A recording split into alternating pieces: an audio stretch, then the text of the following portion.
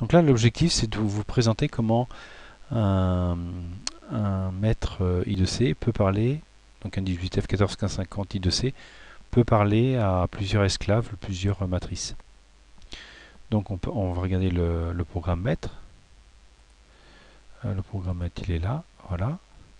Donc qu'est-ce qu'il fait ce programme? Donc là, c'est juste, on va fermer celui-là. Donc là, c'est juste un programme qui envoie des informations.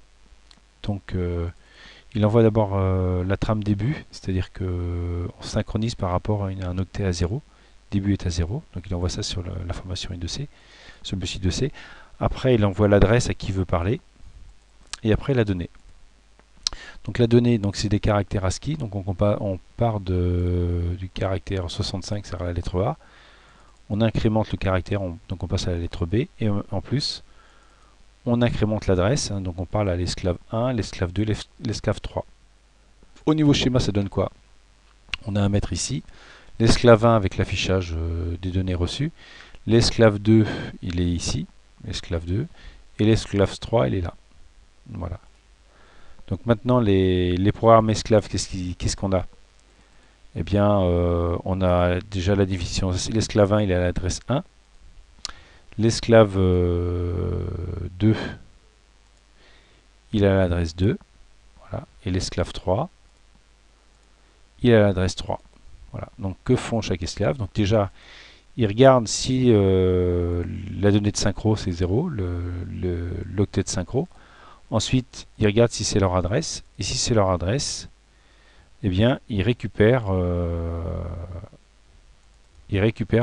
caractère qui a été envoyé. Donc il y a trois programmes plus le programme principal. Et en simulation, ça donne quoi? Donc là, on va voir A, la B et la C. Après D, E, F. Comme le maître envoie les lettres de l'alphabet. Et donc chacun va récupérer ce qu'il a. Donc le B récupère le B, après le C, après là c'est celui qui récupère le D, le E, lui récupère le F, le G, etc. Donc on voit bien que le maître envoie des informations à 3 pics, tout ça sur la liaison I2C. Hein, donc il parle, c'est le SDA, on a le même SDA, et le SL, le signal clock, qui est envoyé sur chaque élément. Et chacun récupère suivant son adresse de base. Voilà. Donc le programme MET, donc en fin de compte, va piloter chaque esclave. Alors, un afficheur maître, un afficheur qui était esclave peut devenir maître et parler aux autres s'il a le programme en son sein qui gère l'ensemble des autres afficheurs. Donc là, j'ai mis des afficheurs LCD, hein, mais donc vous aurez des matrices à LED. Hein.